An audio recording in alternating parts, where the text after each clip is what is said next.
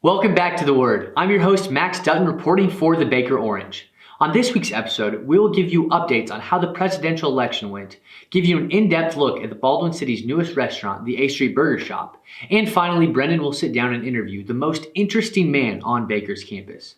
As most of you know, the 2020 presidential election took place earlier this month. The race between President Trump and former Vice President Joe Biden was strung out for 5 days before a winner was chosen. Since Biden declared victory last Saturday, the Trump campaign has filed 12 lawsuits against states such as Pennsylvania, Nevada, Georgia, and Michigan.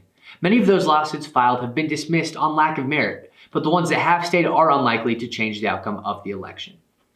The A Street Burger Shop is the newest restaurant here in Baldwin City. Here at The Word, we took an in-depth look at how the staff and owners prepared for their opening day.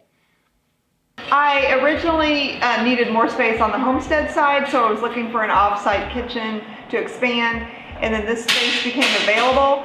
And because we had a storefront here, we decided to do just a whole different concept for a restaurant. And so it will definitely still be benefiting Homestead to give us more kitchen space, but it's also giving the community a whole new restaurant option. We are going to have like 5 basic burgers that are really specialized that we've worked hard on, and then we're going to have special feature burgers every week. And then we do have a vegetarian option, and we do have option to do burgers on greens, so you can do gluten-free if you need to. We're doing hand-cut fries. So it's a kind of a specialty burger shop. My staff and I offer a special hospitality. We like to give it a family atmosphere that all ages can enjoy and hang out in, and we just take pride in our customer service and the product that we sell. I think it's just kind of, an all-American kind of little small town restaurant, and we always do really well with our ice cream on the Homestead side, that we really wanted to expand those options, and it gives people the option for a dinner or just a treat. Be sure to stop by the A Street Burger Shop next time you're hungry. Now let's head over to Brendan on the Block, where Brendan Hola sits down with the most interesting man on Baker's campus. Welcome to the season finale of Brendan on the Block. Tonight we have a very special episode, so without further ado, let's jump right into it. First of all, might I just say you look extremely handsome tonight. Oh, thank you, I'm flattered. Is that a new haircut? Yes, actually it is. It looks great, it really sculpts your jawline. I'm a little jealous, to be honest. Thank you, I'm glad to be here tonight. We're glad to have you. So let's get started. This has definitely been a unique semester. How has it gone for you? I've actually adjusted to it pretty well. I think it's been hard for a lot of people, but for me, it kind of just feels like the new normal. Like I said, it really depends on the person. I know some people are definitely more inclined to be able to learn online, and other people really just need to be there in person, but it really just depends on the person. Definitely. So what have been some of the weirdest aspects of this semester academically? So definitely just the way the classes feel has been really weird. For me, online classes are the most awkward thing ever. It's really just completely different from, regular in-person class experience. You can't have like the class clown anymore. Nobody can really interrupt and joke. It's even hard for people to really feel comfortable asking a question in the middle of a lecture because nobody wants to interrupt. And, professors they'll say, hey, please, I encourage you, if you have a question, just speak up and say it, but nobody really says it. And, at the end of the day, it's just not the same seeing all your classmates on camera as it is being there in person with them and with your professor being able to learn from them. I've heard that professors are frustrated with their students not having their cameras on. What's the deal with that? Yeah, that's a good question.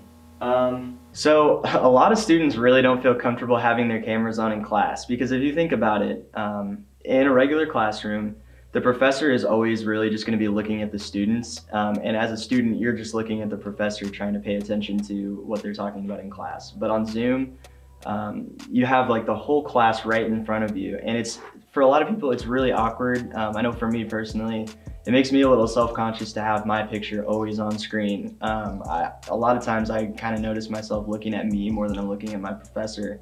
And so I think for that reason, a lot of students just feel more comfortable turning their cameras off. They just don't like people's eyes on them all the time. And I totally understand that, but from a professor's point of view, I can also understand how it would be really frustrating. Right now, it's looking like we might be stuck dealing with COVID for longer than we thought. What are your thoughts on that? Well, obviously no one is happy that we have to deal with all these restrictions and all the changes. And it was really tough for people to adapt when it all started. And it was tough coming into it, not knowing what to expect. It was really hard, seeing all your friends get sent home for 2 weeks at a time, and then you get sent home for 2 weeks at a time, and then you come back, and it's just rinse and repeat, rinse and repeat. But in the meantime, we're just gonna have to adapt if we haven't already. We're gonna have to overcome all these challenges that are facing us right now. And really, we're just gonna have to stick together as a community if we're gonna make it through this. Otherwise, it's just gonna be miserable, and nobody wants it to be miserable. So I think if we can use this as an opportunity to bring our community closer, rather than just oh, this sucks, I can't wait for this to be over, then we could actually maybe spin it into kind of a positive thing for Baker and just for, us as people in general. Couldn't have said it better myself. So that's all for now, folks. Stay tuned for season 2 of The Word and more Brendan on the Block coming soon. Nicely done, Brendans. In the national news spotlight, COVID-19 has hit a surge in the last couple of weeks. There have been a record number of cases almost every day. Hospitals in the US have also gone under strain, and in some cases, they don't have enough room to hold all of their patients. The United States COVID-19 death toll has also reached over 250,000. According to the New York Times, Kansas is the 11th highest state, where a daily average of at least 15 cases per 100,000 people is being seen. This is a 151% increase from the number of cases we saw 2 weeks ago. On a lighter note, there is hope that a vaccine is on its way soon. According to USA Today, pharmaceutical giant Pfizer and German partner BioNTech announced that it had developed a coronavirus vaccine candidate shown to be 90% effective in preventing the disease. Although there are no guarantees, they are hopeful that they can get the vaccine out before the end of the year. Remember to stay safe and wear your masks. Now it's time for the final Wildcat of the week this semester. This award goes to sophomore Jackson Caldwell. Jackson recently won the Heart of America Cross Country Championship and led his team to an overall victory. Jackson won 3 of his 4 races this season and was also named HOA Runner of the Week twice. Great work, Jackson. Well, there you have it. Thanks for joining us on this episode of The Word. Remember to keep up to date with all things Baker Orange by following us on Instagram, Twitter, Facebook, and YouTube at Baker Orange. While you're at it, you can also follow the Twitter and Instagram page for our show at BU_The Word. See you next semester and have a great winter break.